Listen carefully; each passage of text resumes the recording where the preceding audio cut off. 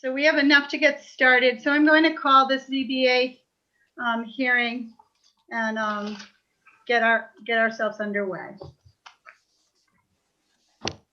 So I'd like to welcome everybody this evening. This is a Zoom meeting for the Zoning Board of Appeals for the town of Marshfield. My name is Lynn Fiddler. I am the chair for the ZBA. We have several members with us this evening. I need to do a roll call and make sure our voices are being heard. But before we get to that, I'd just like to remind everybody that this is Zoom, this is MCTV, so your voice and images are part of the record. So be mindful of that as we're going along. We'll try to be nice and clear and so that everybody can be heard easily. But also I'd like to remind the public, if you are dialing in, that you will, upon request from myself or another board member, you need to press *6 to be allowed to be unmuted via the phone. So you'll also notice that we have Nancy. I'm sure many of you have been in touch with Nancy. She's our administrator. And we have Andrew Stewart, our building commissioner, that's nice enough to help us through this process. And he's always here for us during these meetings. And he will be working with the attachments and all of that came with your applications, so that we'll be able to see them on our computers and work through this together. So everybody be patient as we get the process going. And I'd like to welcome you again. So this is the March 9th, 2021 ZBA hearing. I'd like to begin by doing a roll call, as I mentioned. Lynn Fiddler, I'm here in my office at home, my dining room actually. Brian Murphy is at this point not participating. I'm sure he will call in and I'll be informed by Nancy when that occurs. Heidi Conway, can you hear me? Yep. And you're at home? I am. Okay. And you're alone, as we call it. Mark Stiles, I saw you're there as well. How are you? Hi, Mark. I'm in my home office. Thank you. Nice to hear your voice. Likewise. Mr. Feeney, Steve Feeney. Here in my office in Quincy. Hello, dear. How are you? Good, thank you. Yourself? I'm good. I'm good. Chris Blizos? Here in my office in Dorchester. Hi, Chris. How are you? Welcome back. Larry Feeney? I am here at my home in Marshfield. Hi, Larry. Also known as Larry Keene. Larry Keene. Oh my gosh, what am I doing? I didn't even have the last names down. I usually say Mr. Feeney. So Larry Keene, Chris Blizos, Steve Feeney, Mark Stiles, Heidi Conway, and Lynn Fiddler are your board members this evening. And as we go through, we'll identify which board members will be voting. So before we get started, we have a couple of housekeeping issues to attend to.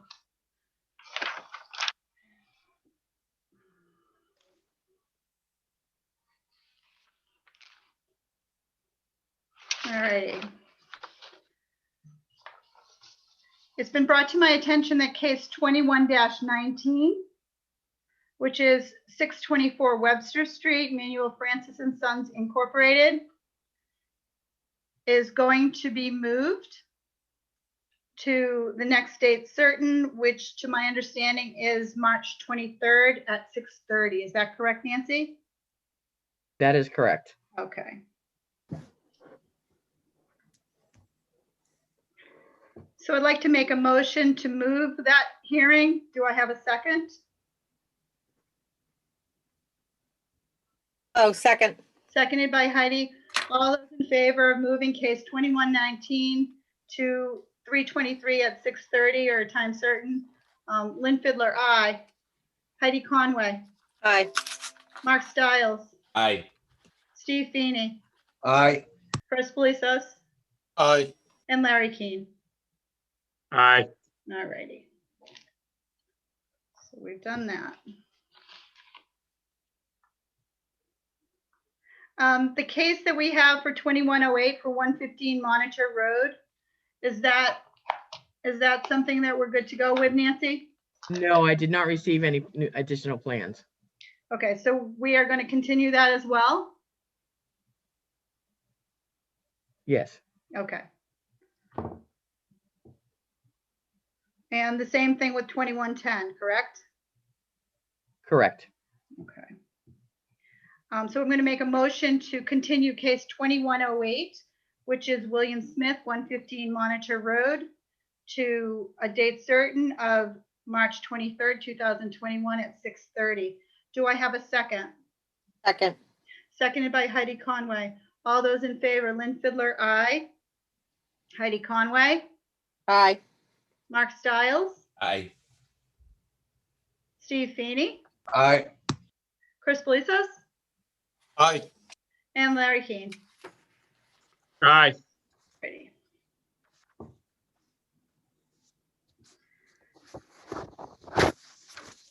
We have case 2110, which is for 2000 Ocean Street, Doku Commercial Realty Trust. Again, that is also a request to move to 323 at 6:30. Do I have a second? Second. Seconded by Heidi Conway. All those in favor, Lynn Fiddler, aye. Heidi Conway, Aye. Mark Stiles, Aye. Steve Feeney, Aye. Chris Blizos, Aye. and Larry Keane. Aye. Okay. So right now, Nancy, we have on the 23rd, 7.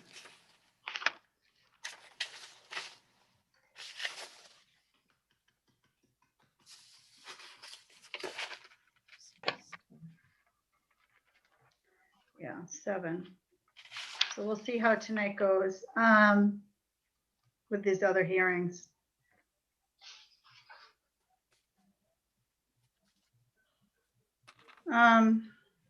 We also have a continued hearing to date certain for DJ Sullivan, Nancy. Where do we stand with that? I have not heard. It's still waiting to go through the planning board process, but I do not believe they've applied yet. So they're currently on our agenda for this evening. No. No. For the 23rd. Oh, I'm sorry. I'm sorry. You're right. It's at the bottom. Okay. Most likely that will be continued again. Okay. Thanks, Andrew. All righty. So I think for the purposes of what we have this evening, I think that it's smart. We'll stick to the agenda as we see it. And you'll see in front of you that Andrew has that up for us to help us with this process. So we have the first case for this evening is case 2115, which is Daniel McDonough, 28 Oregon Road. Do we have the applicant? Good evening. Yes, thank you for having me. Hi, Daniel. Nice to see you. Nice to see you as well. So I'm going to just read this into the record and then we'll get this started. Great, thank you so much. All right, very good. The petitioner is seeking a special permit in accordance with Chapter 305-10.12 of the Marshfield Municipal Code to construct a 50-inch by 96-inch by 95-inch addition to extend the mechanical shed at the rear of the dwelling on the property located at 28 Oregon Road, which is further identified on the assessor's maps as being on parcel L1006-06 and is located in an R3 zoning district. So Daniel, we're going to just go through the application as you provided it for us. See if there's anything that sticks out.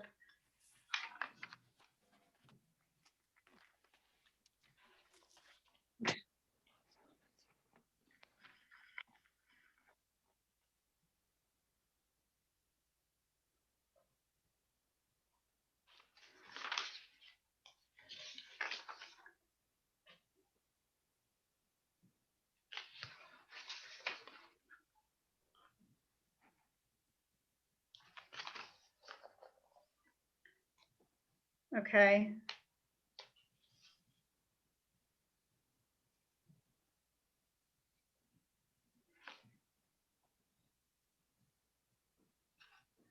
So I noticed there's an elevation certificate as well for this property. Yes, that's correct. Okay.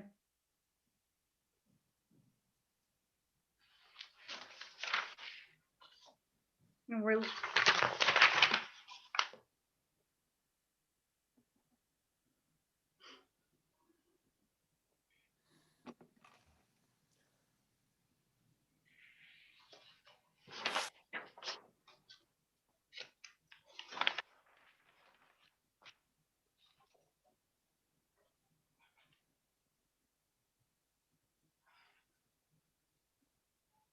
Okay.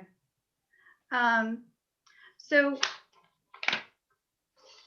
Daniel, if you wouldn't mind explaining to us what you have planned. I see that you have this deck,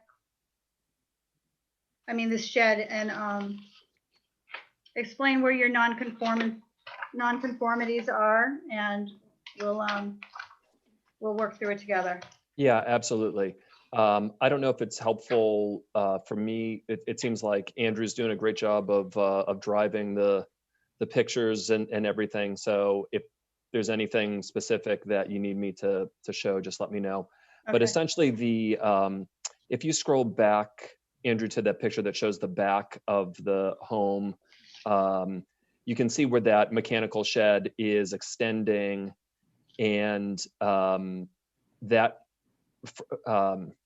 from the back of the home without the shed, the setback is 30 feet from the back of the home to the property line, and that mechanical shed is about 50 inches deep. That it extends, further into that setback. What we're looking to do is to run that mechanical shed horizontally along the back of the home, so not increasing the depth at all, but just running it, in the picture that we're looking at, if you imagine it going where the deck is, it's running along the back of the home horizontally, getting wider, but not getting any further into the setback. And it will be used, right now, that mechanical shed is where the hot water heater is. And so in extending it, we're looking to put a washer dryer in there. And yeah, that's pretty much the. Okay. So Andrew, you'll notice that the plans, they appear to have it written in for 30.35 feet for the rear yard setback. I don't know if that's part of their plot plan or not. I'm asking the building commissioner to comment. It's not, the picture's not matching up in my head. Yeah, so I could speak to this really quickly. This this drawing that you see here, the piece at the back of that's kind of shaded in, that is now in existence in the structure. The existing mechanical shed that you saw in the photo is not represented in this drawing. This plot plan is. Yes, from 1988. Yeah, this is from my grandparents. When I recently took ownership of the home from my dad and my uncles. So they had this one that was when my grandparents had added that small extension. I think it's about a 6 foot of additional depth that brought it to that 30, where you see the setback listed as 30 feet. Yes, 30.35. 30.35, sorry. Yeah. The mechanical shed that exists there now was kind of, where Andrew is moving the cursor. That's 5 additional feet into that setback. That's been there probably for the past 10 or 15 years. And if you look at the survey that came with the most recently when we were completing the sale of the property, it shows that it doesn't have the same dimensions listed, but it's showing that that bump out for that mechanical shed, and then kind of the proposal of where we would just extend that to the corner of the home. Okay, so from a zoning board position, we need to understand that the setbacks are indeed what the setbacks are. So handwritten information. So for example, your commenting on the document that we have in front of us, which is, I believe, 1981. No, the one in front of us is 1988. So that's the most recent document. So that doesn't have your side setbacks, your rear setbacks. But we can probably infer that the documents from 1981 have the setbacks off the front and off the sides, but I'm not convinced on the setback off the rear. I don't know how the rest of the board or how Andrew would propose to go forward with this. Board members, would you like to interject? I mean, I'll speak for myself. Just because this was done in, 1981, it doesn't change where the location of the house is. If we had a registered land surveyor in the state of Massachusetts doing it in 1981, I don't think it matters. We have setbacks on the structure, and they did this addition. I think we can go by that 30.35 for the rear. Plus, they have this little mechanical bump out, but they have the mechanical bump out and a non-conforming deck, both of which are non-conforming, and we have no records or anything of those. So Right. So they've created a non-conforming bump out, correct? it would appear, unless Yeah. there can be some records for permitting or whatnot brought up, but I haven't seen any. Yeah. Can I ask a question, Mark Stiles? We're talking about the nonconformity of the side setback, correct? And the rear, is this for, Where's the nonconformity? Is it the side or is it the rear? The rear It's the setback, rear. it's that bump out. Right now, there's another 5-foot bump out right here where my Okay, cursor. I saw the picture. So the applicant just wants to go parallel to the house or towards the setback? towards the rear Parallel. stuff? Go ahead. What? Parallel. Parallel. So you're not along- making it any more. It would not be, yes, it would not extend any further than what you see in the photo. It would just be extending along the back of the, So do we care that he doesn't have a professionally engineered plan here? Or are we good with the representations and the photographs and the plot plan here? Well, so he's, Well, I think what Andrew had pointed out, that it pretty much hasn't changed since 81, besides the bump out the mechanical shed.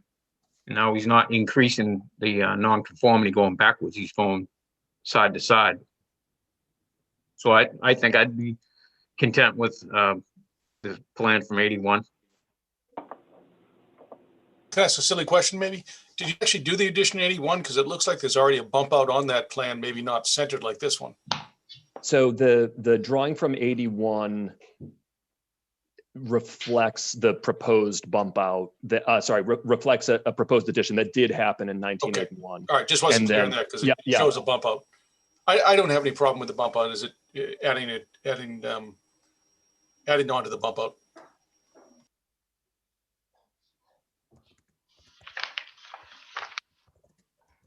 anybody else, other board members commenting? I just wanted to clarify why I drew this line. This is what I believe is this 30.35 rear yard setback.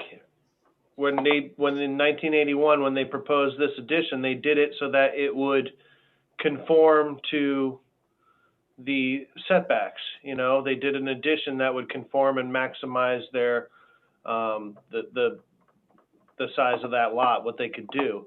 And then at some point, this bump out was added and this deck was added. Now the deck's probably okay because it's less than 4 feet off the ground. It can encroach the setback by half, but the bump out, if it's just a mechanical closet, the problem is it goes 5 feet where I think our bylaw only allows 2 feet into the setback. So that was added at some point, presumably, I don't know if they had a permit or not. So the question would be, you're now going to increase that nonconformity that was created without without a permit or? Yeah, so Can we actually say there wasn't a permit, or we just don't have one on hand? I've not been presented with one, and I don't have one in our records here. So, if the applicant argued that that shed was in existence prior, 10 years prior, then, we're looking at a special permit for that allowance. Is that your argument, Daniel? Yeah, that would be my argument, that the mechanical bump out has been there. And so that's the special permit to extend that parallel to the existing structure. And why don't we, Bob, what do you think about that? Well, in some cases where the board believes that the issues are minor, what you've been doing, even though the bylaw requires actually the board to get a proper site plan, is making it a condition of an as-built plan. Before the person can occupy or use the addition, you've been making it an as-built condition. So if you were going to do that, I think in this circumstance, you could do that. Do we have any abutters? Did we? We haven't gotten that far yet.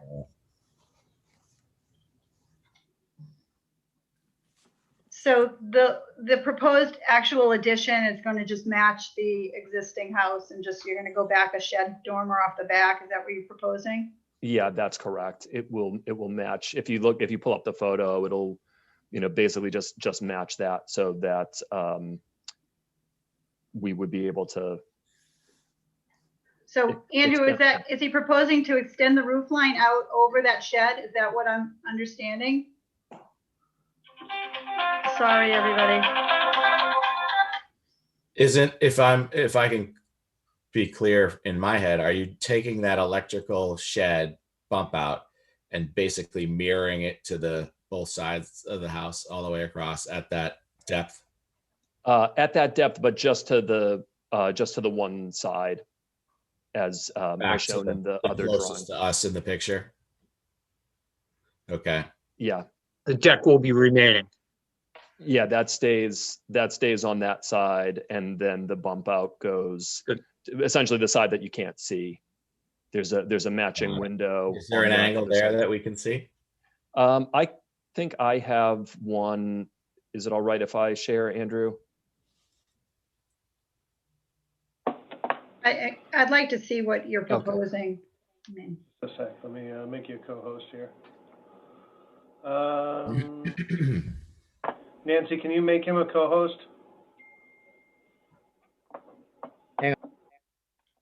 Or he can send it to you in an email. Yeah, if you want to do that, Daniel. Oh, sure. To send it to you, Andrew? Yes. He's a co-host now. Oh, okay. Daniel, work with it. Okay. Yeah.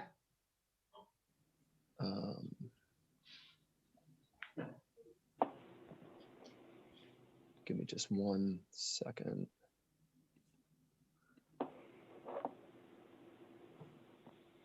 Here you go. So this is There you go. the side where it would extend along past that window to the edge of the house. Am I sharing this? Yeah. Yes. Okay. So yeah, it would go along, right along that space there. So the roof line for that will come off the side of the house like a shed. Yes. Yeah, it wouldn't go up Yeah. to where the existing roof is, and that's reflected in the dimensions in the proposal, that it matches this height of this mechanical shed. I just want to make sure we understand that. Oh yeah, of course. To construct a 50-inch by 96-inch by 95-inch addition to extend the mechanical shed at the rear of the dwelling on the property. Extend it to the, yeah. Yep. Okay. All righty. Now, Daniel, will that exterior door be gone? And pretty much where that window is will to be the interior door to the shed, is that correct? We wouldn't have that existing door there. We'd center that on the, what the kind of new existing mechanical shed would be, and we'd center that door on it. You're gonna be entering from inside the dwelling or outside? Oh, from outside. That was my, Okay. my understanding was that it, is by definition, it's got to be exterior. Okay. Okay, so you're not breaking through the wall, you're just gonna work off the back That's correct. and board up that window. Yes, that's correct. Okay. Yep. Okay. What kind of mechanical equipment are you putting in there besides the water heater?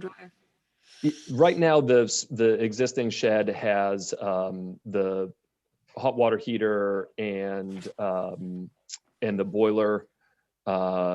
So if there's any, because some of that equipment is a little long in the tooth, in the event that that we need more space there for any of that equipment, and then the washer dryer that we would have in there as well. But that should be accessed from the house, the washer and dryer. Yeah. You should have that should be accessed from inside the house. Okay, so not, And the other thing just to think about, and I know that we're getting beyond the zoning topic of things, but if you do work to those mechanical equipments, you're gonna have, the new stuff is gonna have to be installed above the flood elevation. yes, yep. Yeah, so that's not part of the ZBA, but before you get a permit, you're gonna have to work through that. Okay. A building The- permit. Yes, okay. So Okay. Casey and Andrew's domain. Yeah, yeah. Is there anything else that Andrew or the board would like to add to this? We are allowing him to break through that wall and access the inside of the house, right? Am I hearing that wrong? Or are they treating this as a shed? This is a shed. Yeah, Daniel, so you said you weren't gonna break through the wall and now Andrew has, If Andrew wants me to, who am I to tell him no? Right. so I think you have a little bit of work to do on the architecturals for Yeah. that.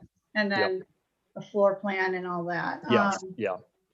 But Right. as far as, I think as far as what the board is concerned about is just the adding of volume, as far as how they access the space and whatnot, we can figure that out later. Okay. So are there any questions from the public? Can you hear me, madam? Yes? My name's Steve Identify Quieto. yourself. Yes, identify Steve yourself. Quieto, Steve Quieto, 24 Oregon Road. I am to the left of Dan in that photo. Since Dan has purchased that home a couple of months ago, he has done extensive work to bring that house up to a lot of the properties in the neighborhood. So I totally endorse what Dan is looking to do there.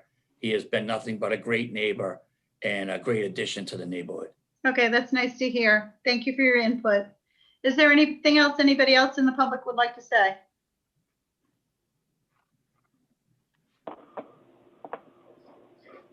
Okay, so from my end, it appears that we would condition this, before we close it, we would condition this to an as-built prior to occupancy. Is there anything else that the board would like to discuss before we close? Okay, nothing. So then I'd like to make a motion that we close this hearing, case 2115. Do I have a second? Second. Seconded by Heidi. All those in favor, Lynn Fiddler, aye. Heidi Conway, Aye. Mark Stiles, Aye. Steve Feeney, Aye. Chris Blizos, Aye. Larry Keane. Aye. Okay, so this hearing is closed. So as you're all aware, this is a request for a special permit. So in granting a special permit for an extension or alteration of a non-conforming use, in this case, a structure, the board will, with due regard to the nature and condition of all adjacent structures and uses and the district within the same as located, shall find all the following general conditions to be fulfilled. So this board is very familiar with these 10 topics, and I'd like the board to recognize that these 10 topics have been clearly identified and you're aware of them, and we can move forward without me making sure that all of them are individually roll called by the board. I'm good. Okay. Mark, are you good? Items 1 through 10 in the special permit? I am. Okay. Steve Feeney I am as well. Okay, thank you. Chris Blisas All set. and Larry Keane. I'm all set. Okay, so Daniel, we have 6 voting members here this evening. We have 1 full-time member that is not here, so I'm going to alternate the votes. I always ask everybody to vote, but I'm going to alternate the votes between Larry and Chris for Brian Murphy's vote. So on this particular vote, I'd like to acknowledge Chris Belisos as a voting member for this hearing, but as I said, and then the next one, it will be Larry Keane. So I just want you to be clear on what's going on here. So I'm going to make a motion to grant the special permit for 28 Oregon Road, 21-15, in accordance with Chapter 305-10.12, and with the board in agreement that items 1 through 10 have been met. Do I have a second?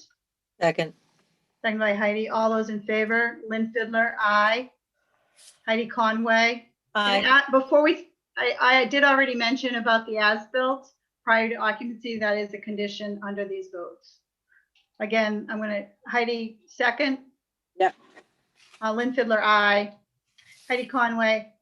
Aye. Yep, thank you. Mark Stiles, Aye. Steve Feeney, Aye. Chris Blissos, Aye. and Larry Keane. Aye. So Daniel, you're all set. You have a vote of 5-0. This case closed and it has been accepted as a special permit. So good luck, and keep in touch with Nancy, and she'll Yes. explain to you what's going on from the special permit. And good luck. Thank you very much. I All right. appreciate it. It means a lot. Have a Thank nice- you guys. Have a great Have a evening. nice evening. Okay, Thank you. bye-bye. All righty. Okay, so board members, we're moving on to case 2116, which is 53 Florida Street. Do we have the applicant here this evening? Yeah. Hi, Andrew. Hi, how are you? Nice to see you. Nice to see you. I'm going to read this into the record and then we'll get started. So we're looking at case 21-16, Andrew and Lynn LaPlume. The petitioners are seeking a special permit in accordance with Chapter 305-10.12 of the Marshfield Municipal Code to construct a 10-foot by 12-foot addition where the existing deck is located on the property located at 53 Florida Street, which is further identified on the assessor's maps as being on parcel L05-10-02A and is located in an R3 zoning district. Okay, that's the special permit. Here's your application. Existing kitchen, existing deck to be removed. Okay. Owner.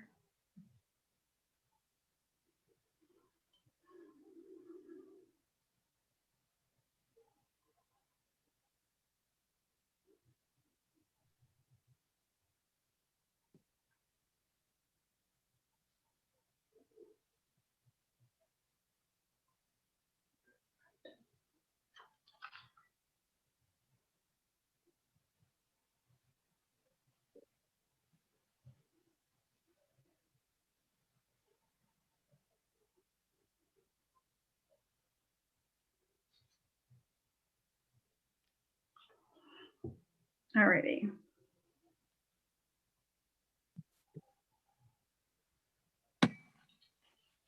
Okay, Andrew, if you'd like to explain your project? Sure. So if you just go back to that first slide. Oh, actually, yeah, okay, the first slide right there. So basically in the blue and the dark shaded area, we have an existing 3-season room. It's 10 by 16. What we plan on doing is cutting the 3-season room to 10 by 12. And then in the dark green and green shaded area, add an addition that will connect, that will enlarge in our kitchen. Okay. So you're, So there's you're looking at so that last window on your left basically gets cut right there. The 3-season room remains, and then the addition goes to the left of that. okay. So you have the elevation at 22.6, so you're well within that. All right.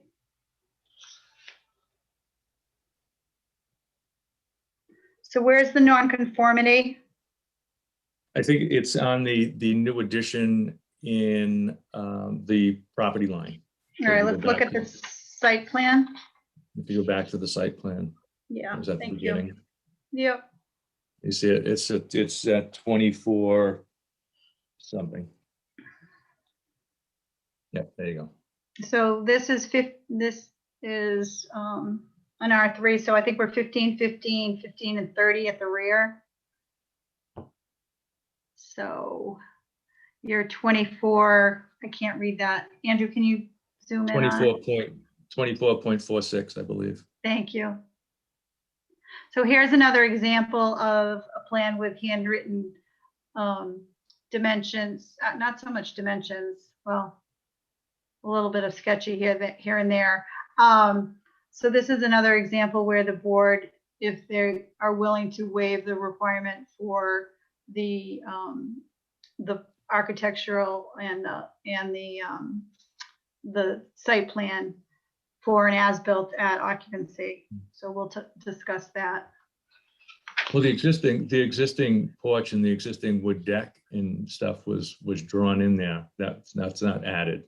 Okay. That So was you part of have the plan. nothing, I'm seeing the hatch marks along the side where, so is the house in effect 24.46 from the side setback? I mean, the Yes. rear setback, or is it a different No, it's number? it's 24.46. What I'm doing is when the plan was drawn, it showed the existing deck and the existing porch. And what I tried to do is just hash mark the deck that's going to be coming off and being removed.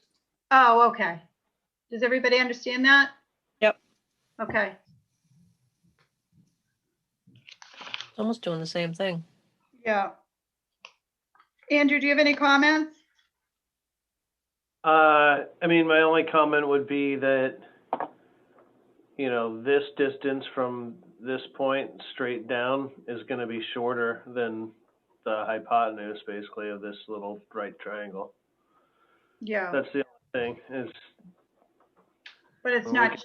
we could do some math and figure it out real quick, but you know, Yeah, it's going to be a half a foot or a foot, you know, difference Right. maybe. right. Not major. Yeah. But I'd consider that within tolerances, you know. Okay.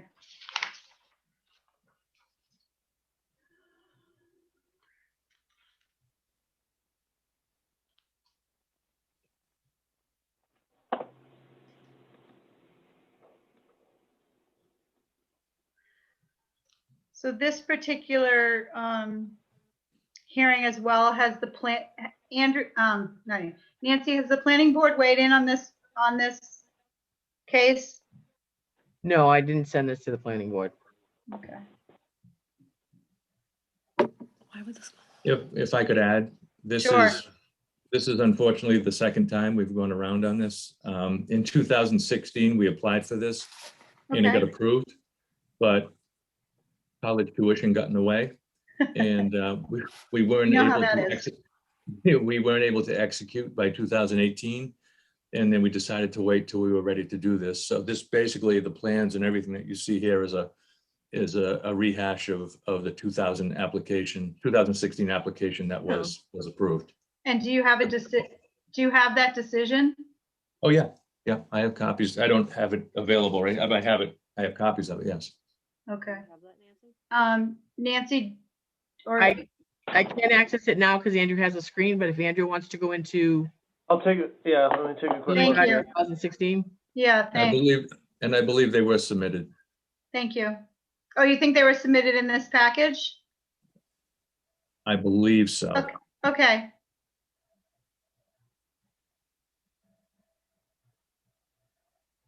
Don't you love college? Right. And they all move Right. home. Senior year, though, senior year, we're almost done. Oh, good for you. Andrew, that might be by name. Here you go. Is this it? Yep. This is it. All right, let's see what we got.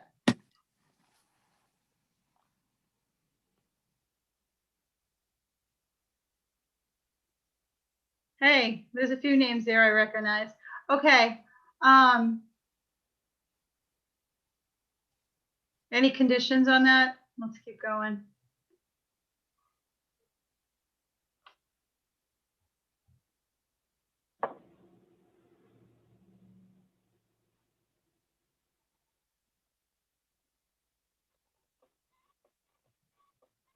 Okay.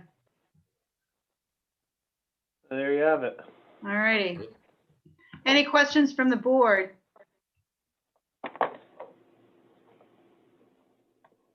Any questions from the public?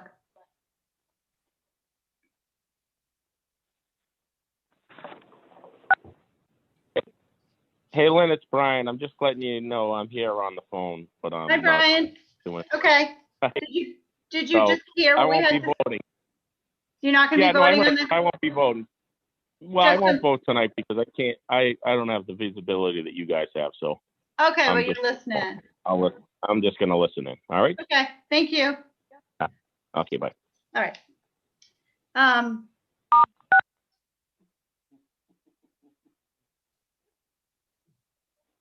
I'm just going over some notes. Just a second, please.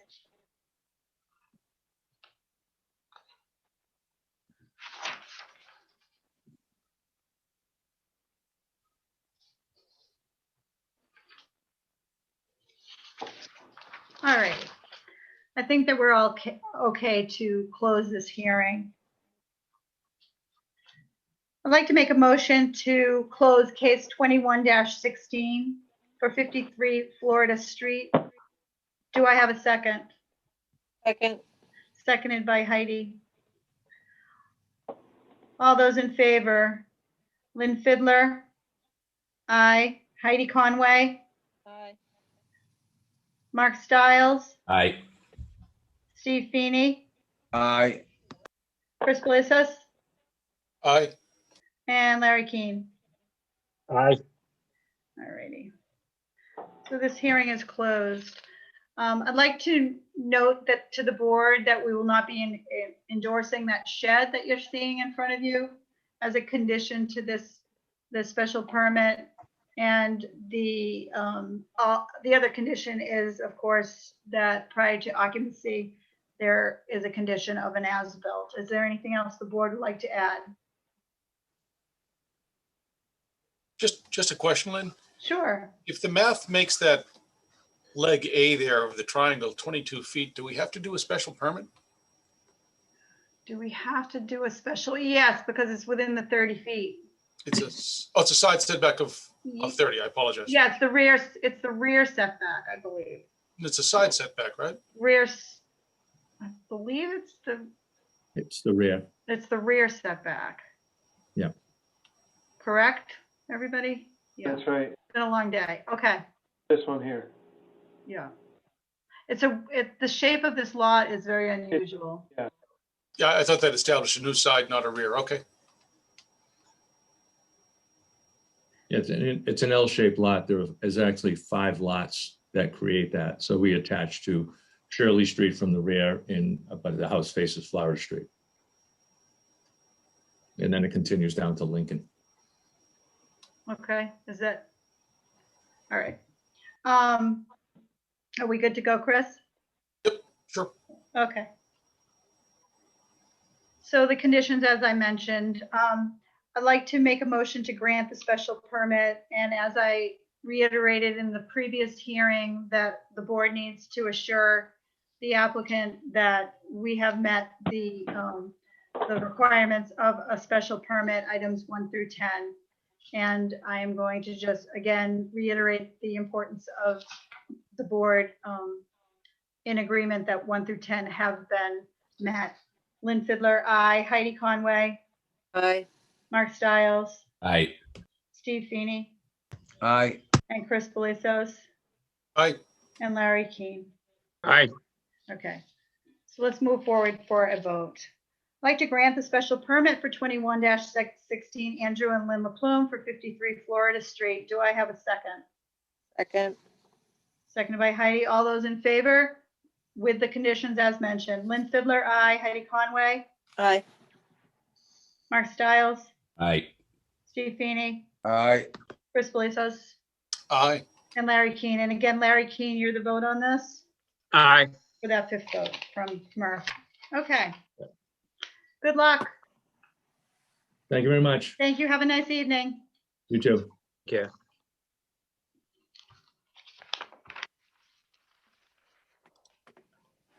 Okay. So we're into case 21-17, Gregory Downing. Do we have the applicant? Good evening. This is Greg. Hi, Greg. Nice to see you. Okay, I'm going to read it into the record and then we'll get right to it. The petitioner is, this is 21-17, Gregory Downing. The petitioner is seeking a special permit in accordance with 305-10.12 of the Marshfield Municipal Code to construct a 120.5-inch by 142.75-inch patio enclosure screen porch on the existing rear deck on the property located at 92 Genevieve Lane, which is further identified on the assessor's maps as being on parcel L05-27-02 and is located in an R3 zoning district. All righty. So, okay, we have the site plan, wetland summary. Okay. All right.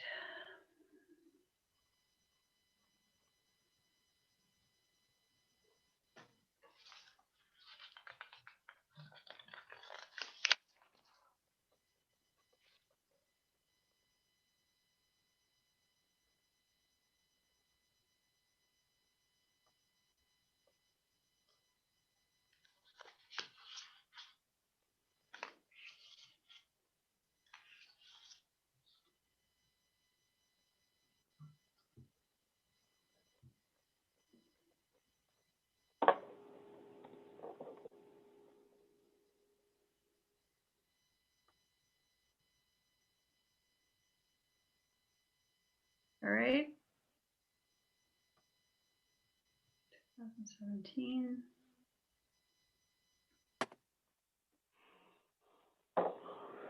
Okay, so you have a few things going on in this lot. If you'd like to describe to us where you are at this point, if there's conservation, anything else going on that we need to know about? There was an assessment, environmental assessment, if there would be proximity to the vegetative wetland, but it has been assessed as de minimis since I'm outside of the 100-foot buffer. Okay. Do you want to explain the project? Yeah, so let's go to the site plan so we understand our nonconformities. So I think we're non-conforming on the westerly side. Yeah, I and think, the side setback, I guess. right. So in the drawing, there's a better drawing that current one that was submitted. Okay. That one with the this one. This one? This one shows that this setback on the right is, I believe, what's non-conforming by a few inches. You've got both sides non-conforming. So you've got 9.9 and then 14.4. I believe you need 15 on each side and 30 in the back. Right? And those were with the home that I purchased. Okay.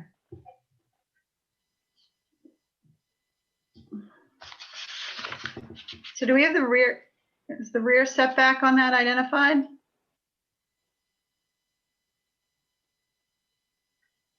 Again, the board would not endorse that shed. No, I don't think there's a setback, rear setbacks really set here.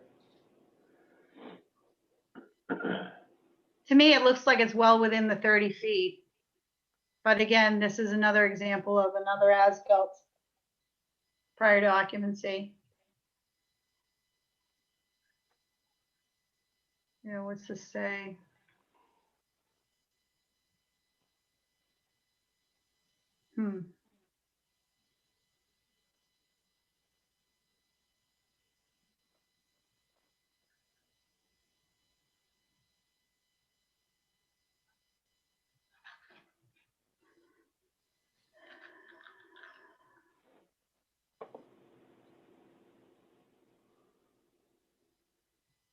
We're not going outside. Okay, well, let's move forward. Any questions from the board?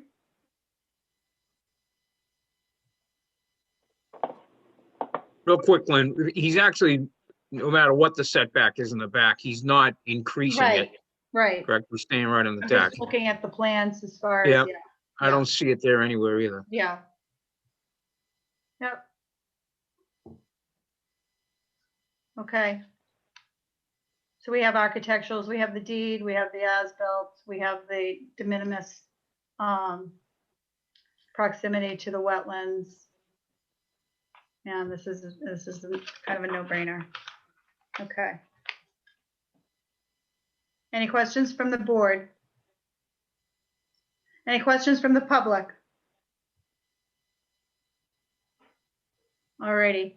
I'd like to make a motion to close case 21-17 Gregory Downing for 92 Genevieve Lane.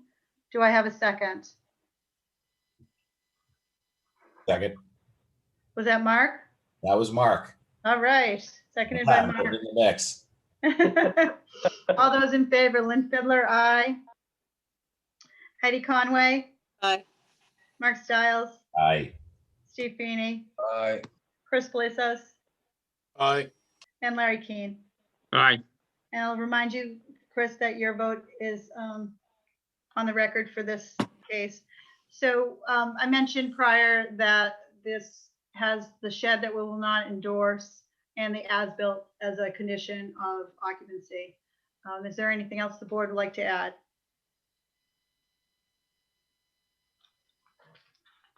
All righty. And then again, this is, again, the special permit, items 1 through 10 that the board is well aware of. The board agrees that these items 1 through 10 have been adhered to. And I'm just going to go through it again. Lynn Fiddler, aye. Heidi Conway, Heidi Conway. Aye. I know, it's a long day. Mark Stiles, Aye. Aye. Steve Feeney, Aye. Chris, Aye. and Larry. Aye. All right, so let's move for a vote. So I'd like to grant this, make a motion to grant the special permit for case 21-17 for 92 Genevieve Lane. Do I have a second? Second. And I'd like to remind the board the two conditions that I mentioned previously. All those in favor, Lynn Fiddler, aye. Heidi Conway, Aye. Mark Stiles, Aye. Steve Feeney, Aye. Chris Blazos, Aye. and Larry Keane. Aye. All righty. All righty. So Greg, you're all set. Good luck. Thanks so much. Have a nice evening. You too. Cheers. Bye-bye. All righty. So we have case 21-18, and the petitioner has requested to withdraw without prejudice, and I'm okay with that. Does the board feel that they would like to interject in this particular case? All righty. Then I'd like to make a motion to move forward and allow 21-18 Ryan Hastings of 179 Old Main Street to withdraw without prejudice. Do I have a second? Second. Seconded by Heidi. All those in favor, Lynn Fiddler, Aye. Heidi Conway, Aye. Mark Stiles. I believe we have a conflict on this one. I think we Okay, did. you're gonna X out. So Yeah. Chris and Larry, you'll both be a vote on this. Steve Feeney, Aye. Chris Boisos,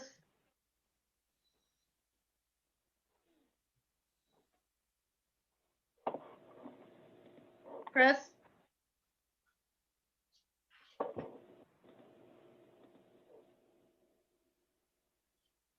Larry Keane, I'm sorry about Aye. that. Mike. Aye, you there, Chris? Okay, I'm back. okay, very good. Larry Keane, Aye. all righty. So we have a vote of 5 to grant that request to withdraw without prejudice. Nancy, are you okay with that? I Somebody's am. yawning. Okay. So we have one left, and that is 21-20, which is 17 Oregon Road. Do we have the applicant here this evening?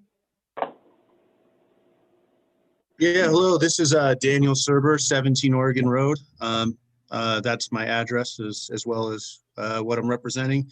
The property owners are here with me as well, Frank and Yanita Powell. Okay, Daniel, what was your last name again, please?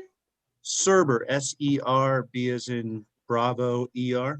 Okay, all right. I'm going to read it into the record and then we'll get started. Thank you. All right, very good.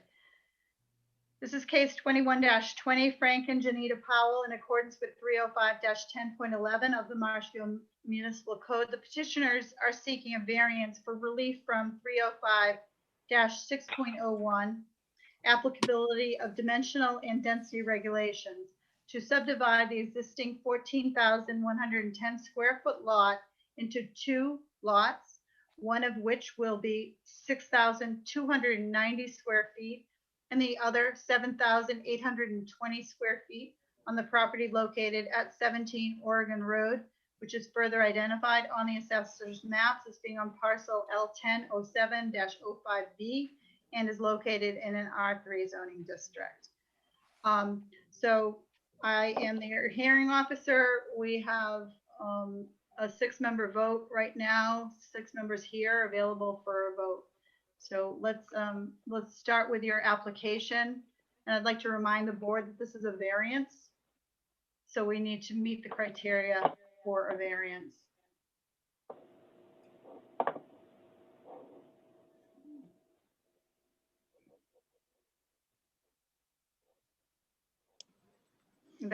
Yeah.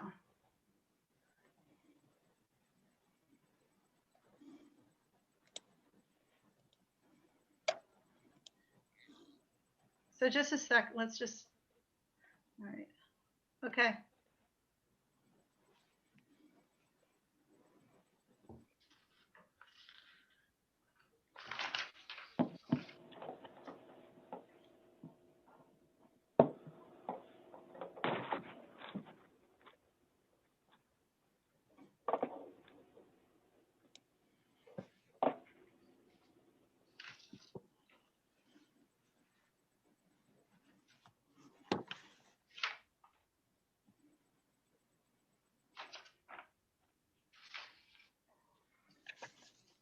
Okay, I think we need to look at that deed and understand the parcels, but we may need to get back to that.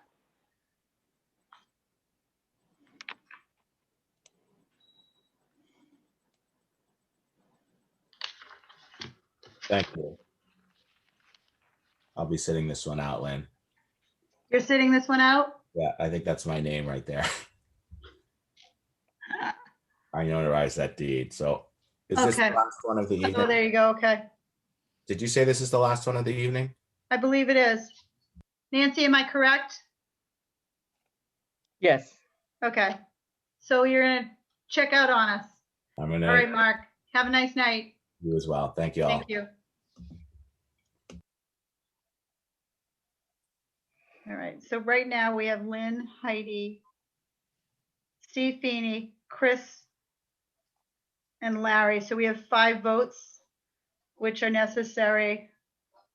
You need 4 out of the 5 votes for this to go through, just so you're aware of it. And you have those, we have a quorum. All righty. Go ahead, Andrew.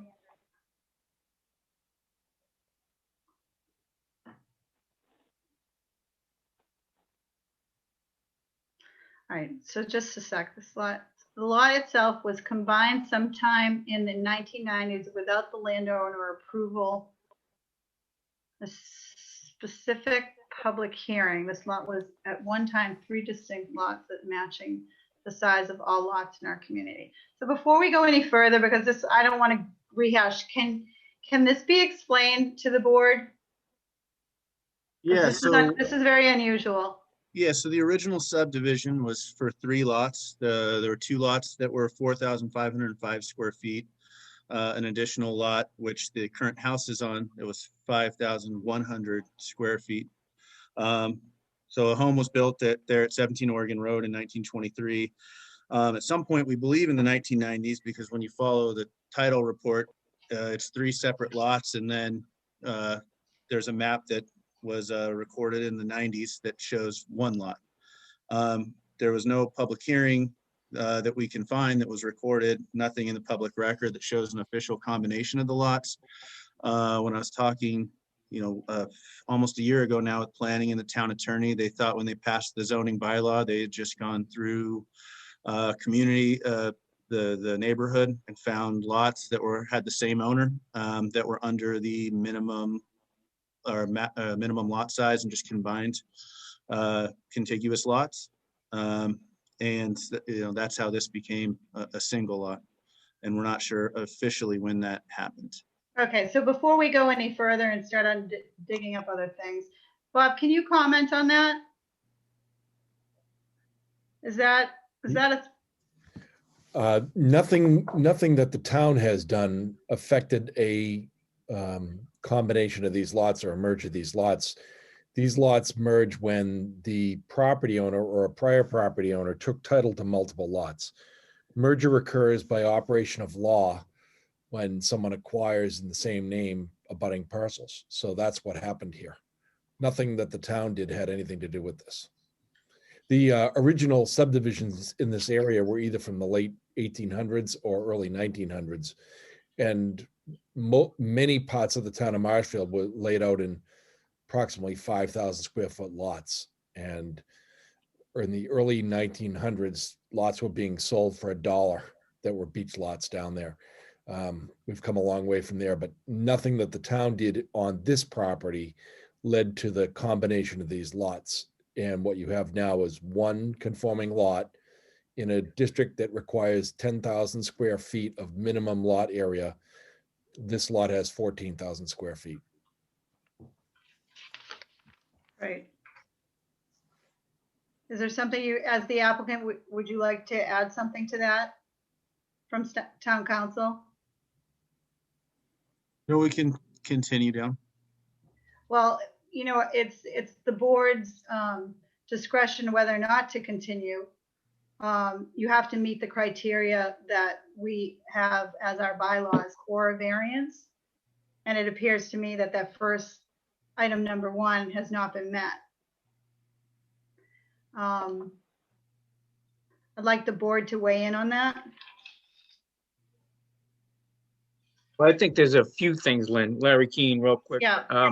I think what they're trying for here is a residential lot of record. And even they spoke that 2 of the lots were originally set up at 4,500 square feet. I believe a residential lot of record would have to be 5,000 square feet to even qualify. And if they were all held in same ownership, that would disqualify them also. So it's kind of a hairy situation here with this. I really can't see it. I can as well. To take a lot and make 2 non-conforming lots out of 1 lot is just unprecedented. If I could weigh in, Madam Chairperson, I agree entirely with Attorney Galvin and with Larry Keane that this is not something we can. That makes 3. Who said that? Chris Pelazos, I'm Chris. 30ing the motion, as it were. Yeah, thank you. I appreciate that. Heidi, are you in agreement? Absolutely. Okay, so I don't see any use in wasting the board's time to go further than item number 1. Bob, do you? Lynn, I think you ought to let the applicant respond to or make any proposed, argument that they have. Okay. All right. I don't know if the applicant was done explaining this, so. Okay. Yeah, I mean, I can give an expedited explanation Yeah, of what we're trying to do in the case we're trying to make, because it really comes to a crux of two issues. And one is that this is a unique lot in our neighborhood. So if you start at the end of Surf Avenue and go all the way to Bryant Rock, everything between Surf and the ocean and ocean and the ocean, this is the only lot that has this much empty space. So I did include pictures of maps. Along Surf Avenue, this is the only unique parcel. And then all the way to Bryant Rock, there's only one other parcel that looks like it was combined in this way, where they weren't allowed to build in the center of the lot. So right now, our lot does not conform to our neighborhood whatsoever. There's historical, the historical character of the neighborhood clearly shows that every single lot in this area is around the original 5,200 square foot lot. So this is clearly not conforming to the historical or current character of this beach community. And the other point that we wanted to make is that this has become not good for our immediate neighbors. I live at 17 Oregon Road, and all summer this street tends to attract car after car of tourists trying to park on that lot, getting stuck in the lot, leaving beer bottles and garbage on the lot. We put up signs that say private property, police towaway zone, and they don't care. It's just become a problem for the neighborhood. And everybody seems to be in agreement. So we've talked to you on the street that having a home that conformed to the rest of the lots in the neighborhood would solve this problem, because people aren't parking in front of private homes. This is not a problem on other streets in the area as it is here. So we believe it's in the best interest of the health and safety of the neighborhood. We believe it's going to raise home prices on the street. And we believe it's a better use of land than having sand that is really doing nothing but getting cars stuck and having garbage dumped. And I mean, I've caught people using drugs in their truck on the parking lot, I'm sorry, on the sand lot. And so, nothing really good is happening here. And we know that if there was a home, all these problems would be quickly eliminated. So, our two main points is that we're just trying to match every other lot in our community, and that this is going to be good for the street itself and the greater immediate neighborhood. So I think we explained that pretty well in our submittal to you guys, and I hope you had a chance to review past item 1. Oh, we did. Yeah, we've all looked at them. Yeah. Yep. And so I suppose if you're not going to go with the fact that this was combined by I guess it sounds like a title issue, as Mr. Attorney Galvin said, if that's the sticking point, you can let me know. But we do believe that this is a really good thing for our street and our community. So. Now, this is Brian Murphy. I just, I think what Lynn was getting to, and now you've explained yourself, but number one, you have to pass all 5 of the answers. And number 1, you've denied your own variance with your answer.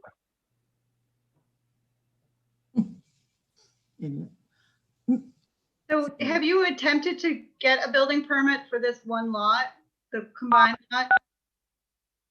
I mean, that's the problem. There's already a building on the lot at 17 Oregon Road. And so the house you can see there on the left was built in the 20s, then expanded on.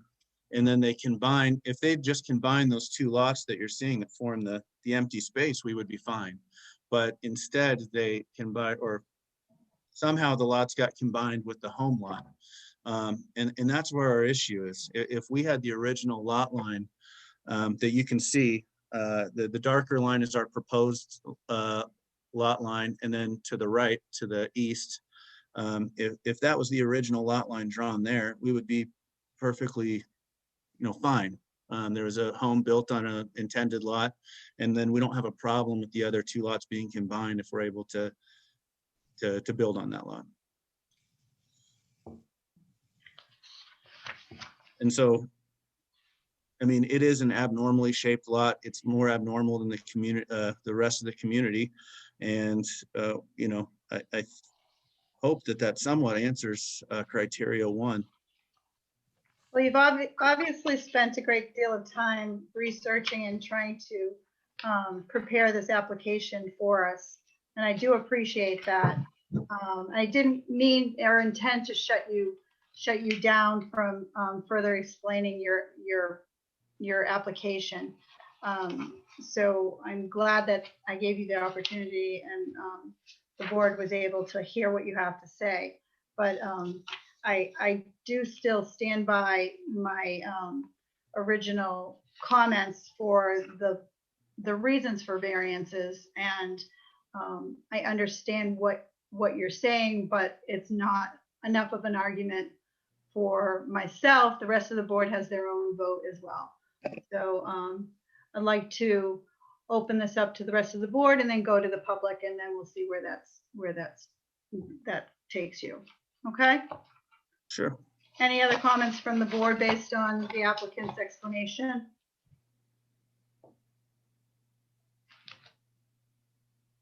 Well, real quick, just to confirm, these 3 lots at one point, the 245s and the 151, they were all owned in common ownership, correct? Yes. And have been merged. Mm-hmm. Okay.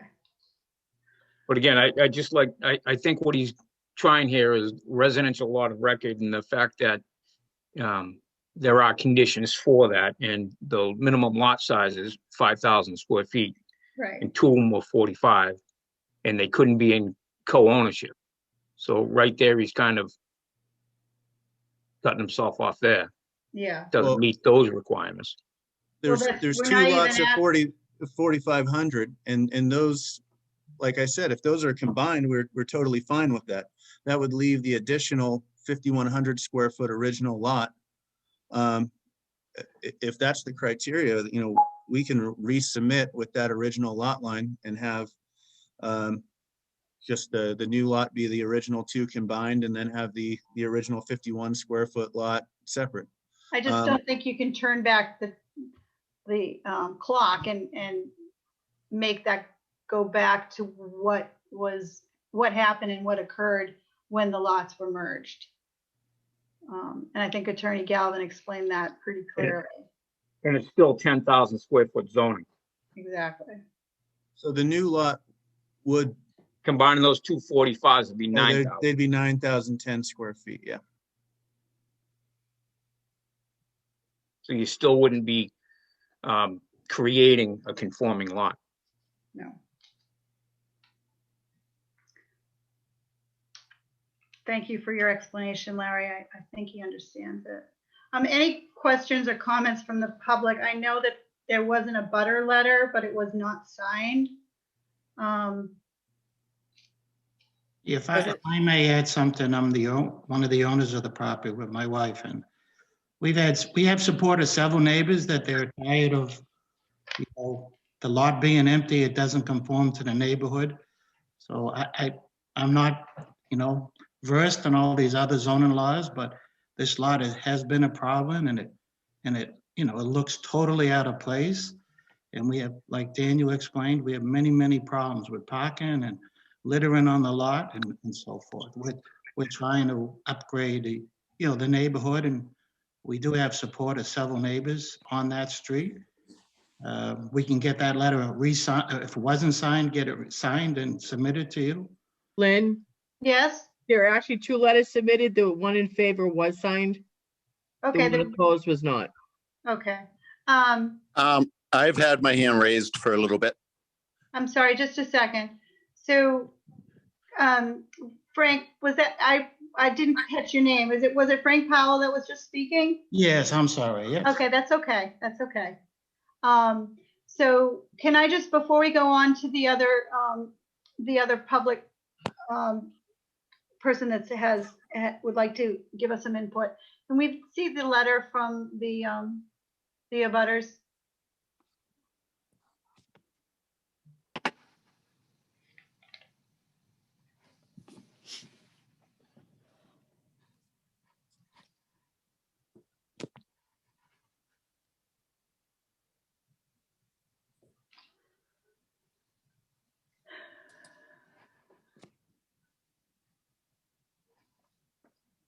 Okay, so this is the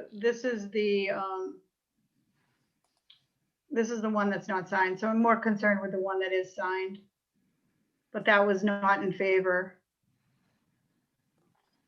It's not even signed by or addressed from somebody.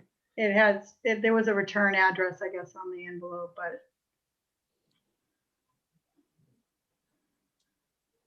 There was one for approval from Bruno Lagarde. what was it? There was one that was signed by Bruno. Okay, And Bruno owns 2 houses on that street. okay. Hello? Right. Hello? I'm Somebody sorry. has, I'm your neighbor. I'm having a hard time identifying you. Hi, I'm a neighbor. I'm up as Abby on the screen. Unfortunately, my granddaughter changed me.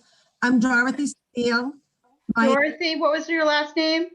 Steele, Steele. My address is 10 Old Beach Road. My Okay, goes from Old Beach Road out to Oregon. okay. I want to just address some of the comments about the lot attracting trash, drugs, loud noise, and parking. All of those issues are from the folks that they rent to. Our whole street is covered with traffic from folks that are coming up there and staying there. They park on my property. They block neighbors' driveways from getting out to go to work in the morning. Ma'am, I rent that house full time and I. Sir, we give everybody the opportunity to speak. It's just she's addressing me and then I can address you. And she's addressing the board, actually. So Thank you, Ms. Thank you, Ms. go Chair. ahead, Dorothy. Yeah, so the comments they were making about making this a better neighborhood by putting an additional home in is only going to add to the problems that we have now. Because most of the issues that we have with the problems that they were commenting about this neighborhood are brought on by them and some of the other neighbors that rent out, because people come and rent and then they know that this is a beautiful beach and they park here on our properties. But an additional home here is only going to be another rental property, which is just going to add to the issues that we have here now. We are residents, we are long-term residents, we are not summer residents. This is our home. And I don't believe, and I've spoken to a few of my neighbors, and any of us believe that this would be a benefit for our community. Thank you. Okay, thank you. Would the board like anything else to say? And I'm going to let the applicant quickly respond to that, and then we're going to move forward. We do have a man who's got his MCD 814. He's had his hand raised for a while. Okay. MCD? Yes, that is me. 16 Old Beach Road. I live directly next door to this property. And we know Frank and Yanita very well. And I must say they're lovely people. We get along with them great. But the thing is, the person that was representing them saying that the yard is constantly full of trash is false. There's no trash created in the yard. No one's parking there because there's not a house there. We have seen a few vehicles get stuck in the property, but that's usually people that are parking there from their rental house. This is a rental house. They do not live there. So adding another rental to the house, to the property, I don't think is a great idea. So those are my comments, and that's that. All right, thank you. Madam? Go ahead, identify yourself. Steve Quieto, 24 Oregon Road. I live across the street from this lot, and I support Mr. Powell's request for variance because being the homeowner there and cars parking there all summer, I can't get my cars in and out of the driveway. I've already had one instance where I backed into someone and had to make a restitution pay because it's impossible. I went to the police department. They don't patrol the street. It's a very narrow street. There's no, the parking signs that you see up there were put up by the residents because we got tired of people utilizing the front of that house as public parking for themselves because of the beautiful beach. So for the people that live on Oregon Road, it is a nightmare. And I appreciate the Old Beach Road comments from the residents, but we live on the road. So, you know, having this house built will change that because that parking goes away. And we don't have to worry. We have a narrow enough street as it is here. We have no support of having the police facilitate watching what goes on up and down the street for, you know, parking tickets or towing. They were helpful in giving us some signs for no parking, but it goes with deaf ears. So I'd like you to reconsider that. I think it's also going to help the community. If you look at that street, everybody on that street has taken time over the last few years to either build new homes, build additions to their homes, modify their homes. Oregon Road is becoming a pretty prominent street in that area, and only adding to this piece of property will make that street even much more nicer and much more user-friendly for the residents. Okay, Steve, thank you. Could I also make a comment since I've been listening to this and I'm also the owner of the place? Please. This is Yanita Powell. Yanita, yes, go ahead.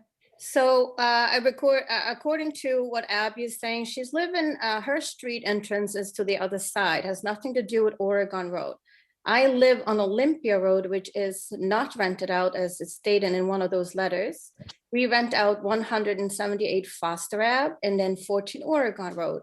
I do it, is part of my thing. I walk over there all the time. I'm always ensuring that people that rent from me do not park anywhere else. And as Steve was saying, we always tell everybody, do not park anywhere on the side. So that's just somebody who's just, that just makes me upset for her to say that because she's not even on my street.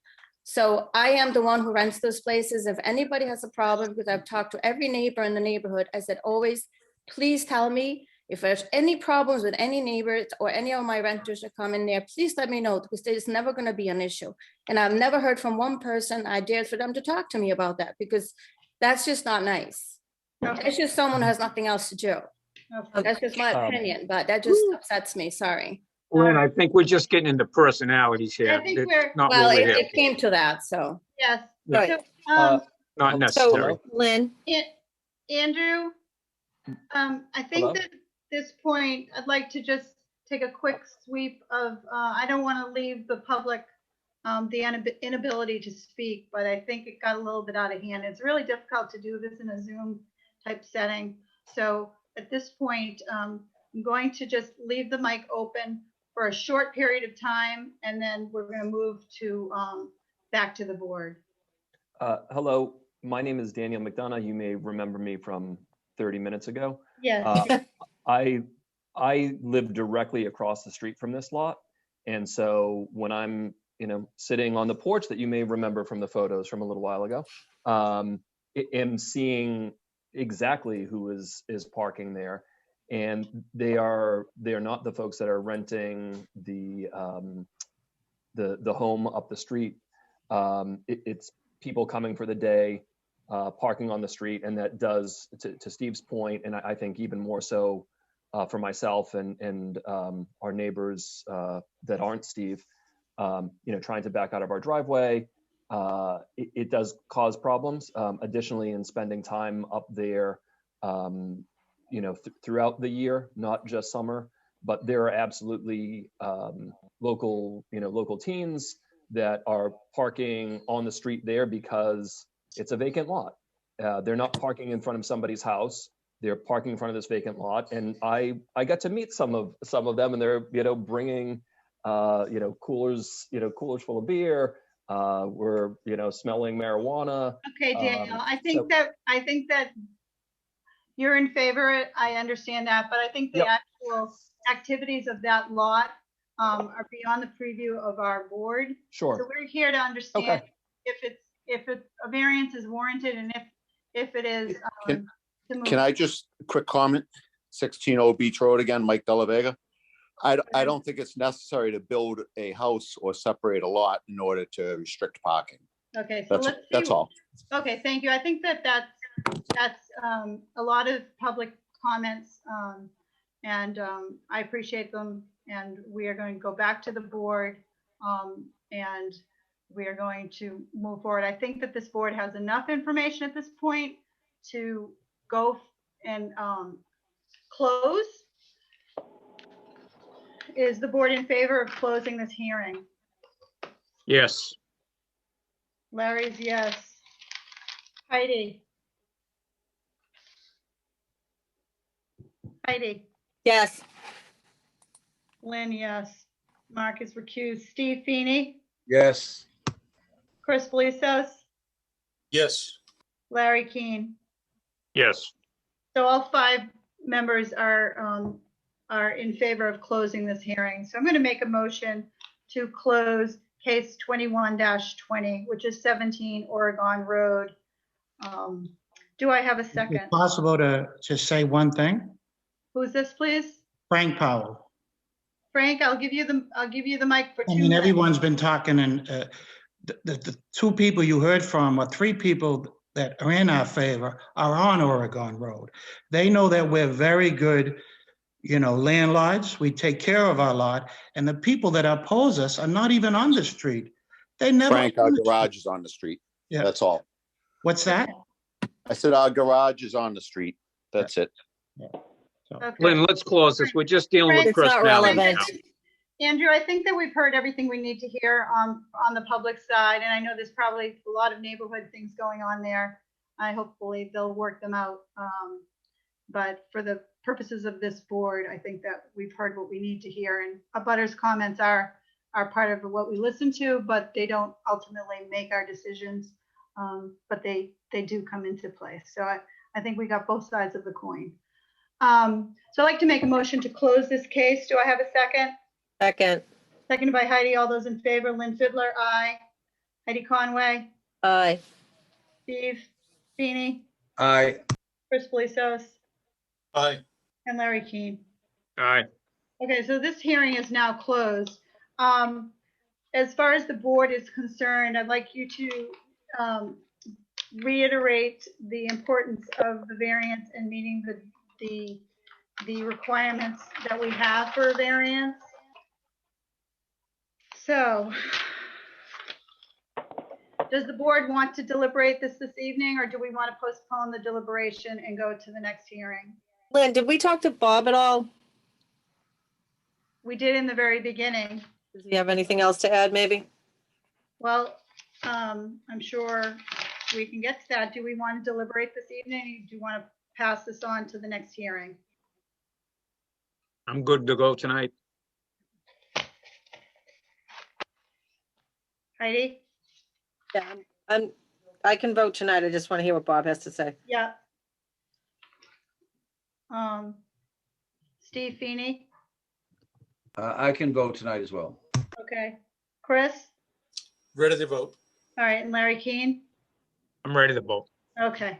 So before we go forward, I'd like you all to consider the variance, and then Heidi, would you like to ask some questions to Bob? Yeah, I just wanted to go over again why it's a no, Bob. I mean, I get it, but I just want to make sure everybody's clear on it. The applicant is asking for a dimensional variance, and the applicant has a conforming lot that meets the minimum 10,000 square foot zoning in that area. So what they're asking to do is to take their 14,000 square foot lot and break it into a 6,000 some odd square foot lot and a 5,000 some odd square foot lot, both of which would be undersized in the zoning district. And we have a provision in our bylaws that basically doesn't allow that to happen without a variance. So the applicant has asked for a variance, and the applicant has made the case or made the argument that there's something unique about the soil, shape, or the topography of this lot that justifies their taking a conforming lot and dividing it into two non-conforming lots or two undersized lots. And all I think I heard was an argument about if this were years ago when there were 5,000 square foot lots, you could have had three. Size is not a relevant consideration, only soil, shape, or topography. And I didn't hear any argument about soil or topography of the lot. And there was an argument about, I guess, maybe shape, but you know, this is a rectangular lot like most of the others. It might be bigger than some of the others in the neighborhood, but it's not distinguishable. And, you know, obviously, I don't think this applicant was responsible for the combination of the lots, but some prior owner gathered these lots together and put them under one name, making one conforming lot. So that affects their ability to obtain a variance when you, by the voluntary act of yourself or a predecessor in title, have made this lot conforming. So, you know, and even if the applicant has made these arguments that you felt compelling on the first two criteria, the applicant would still have to get past the third, fourth, and fifth criteria, which involve an evaluation of the public good or the purposes and intent of the bylaw, and that it won't constitute a special privilege inconsistent with the limitations of the other properties in the district. And you know, I think the applicant submitted an argument as a part of their application process, but I'm struggling to hear how any of the arguments that it might be desirable to other people really relates to the legal test you have to apply.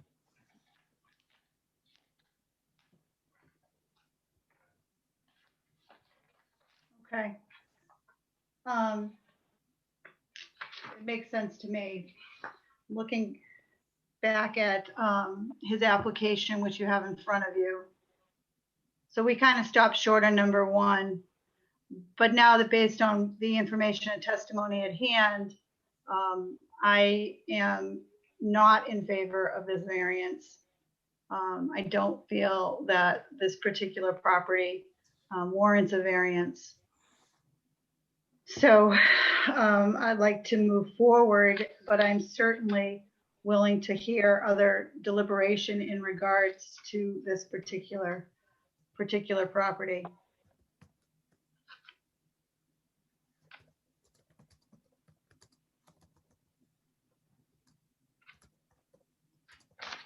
All right, board is, I hear crickets, so I think that we are okay to move forward on a vote.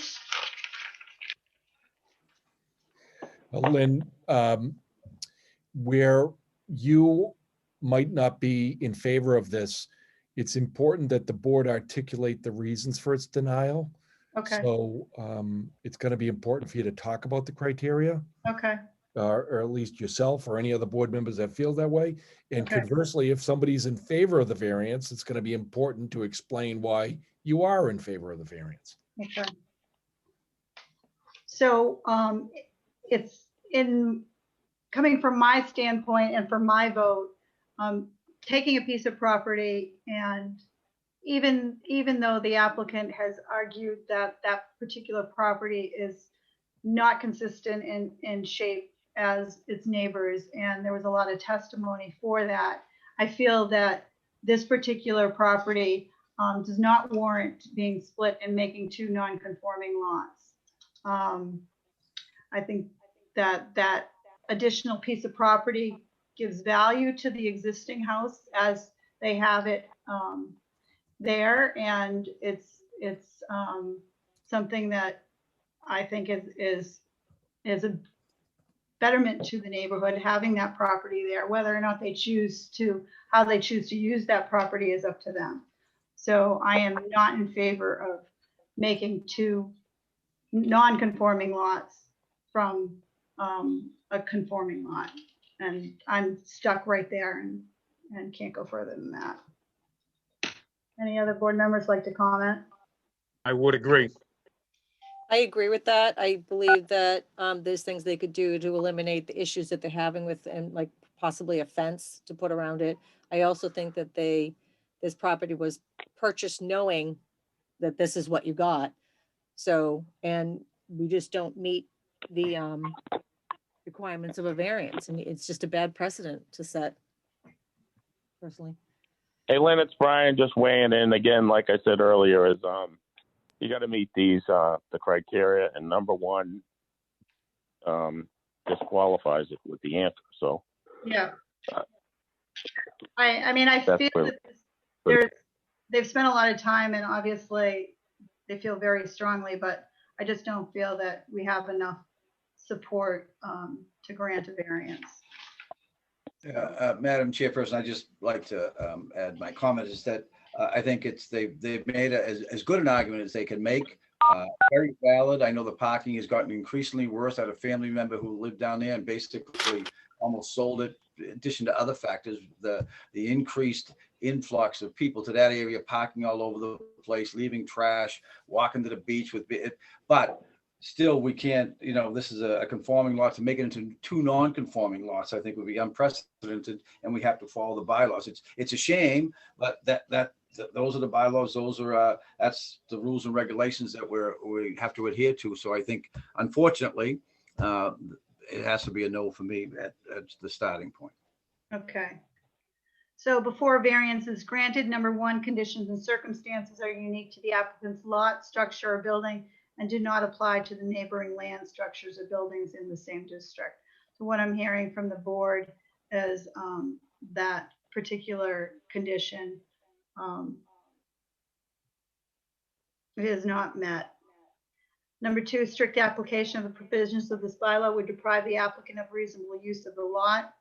In this particular case, they have a dwelling on the lot, and I feel that they have reasonable use of the lot. The unique conditions and circumstances are not the result of actions of the applicant taken subsequent to the adoption of the bylaw. It appears to me that and I think to the board, that this particular lot was purchased under the understanding that it was a merged lot. Relief, if approved, will not cause a substantial detriment to the public good or impair the purposes of and intent of this bylaw. So that, I think, goes back to the multiple inferences that the abutters went in front of us this evening and had things good to say about it and things not so good to say about it. And I hope that the neighborhood can work together to make that street, and the town can support them in that. But that's not in the preview of what the Zoning Board of Appeals is all about. Relief, if approved, will not constitute a grant of special privilege inconsistent with the limitations upon other properties in the district. So that as well is part of our argument. Okay. I think that we've done what we need to do. Any comments from the board? Okay, I think I've heard from everybody. So I'd like to make a motion, and I'm going to say this in the affirmative, to grant the variance for Frank and Janito Powell in accordance with 305-10.11. And they're also here in front of us for 305-6.01. So they're asking for that variance. I'd like to grant that variance. Do I have a second?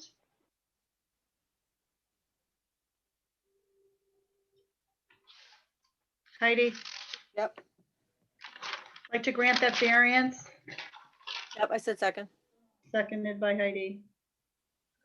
All those in favor, Lynn Fiddler, nay. Heidi Conway, Nay.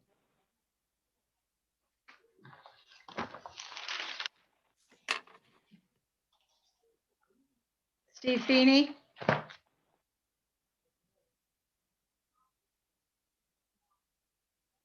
Steve Feeney, I guess it's hitting the wrong mute button, but anyways, nay. thank you. Chris Glessos Nay. and Larry Keane. Nay. All right. So that vote is, we are not in favor of the variance, and that was denied with a vote of 5-0. Or 0-5, actually.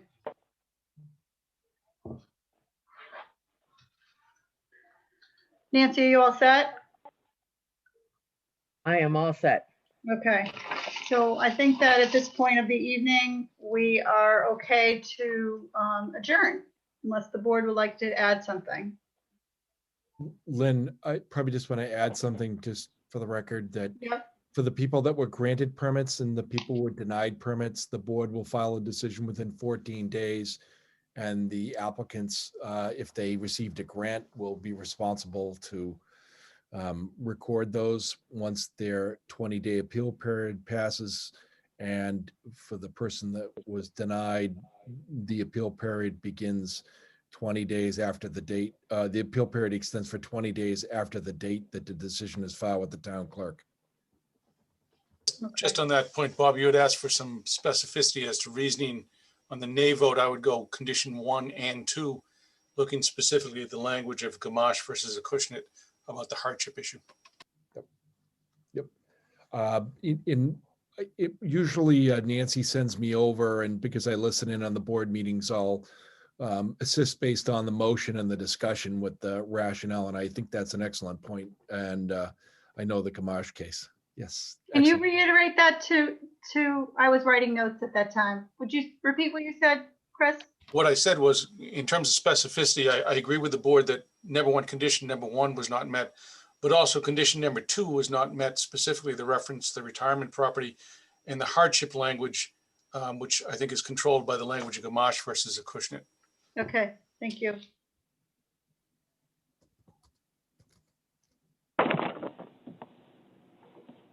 Okay. Nancy, you're all set with that? I am. I always send Bob the fun ones. I appreciate that. Okay, I'd like to make a motion to adjourn. Do I have a second? Second. Seconded by Heidi. All those in favor, Lynn Fiddler, aye. Heidi Conway, Aye. Steve Feeney, Aye. Chris Felizos, Aye. Larry Keane. Aye. All right, everybody. Thank you. Have a great night. We'll see you in a couple weeks. Thank Good you. night, everyone. Bye-bye. Thank you. Thank you.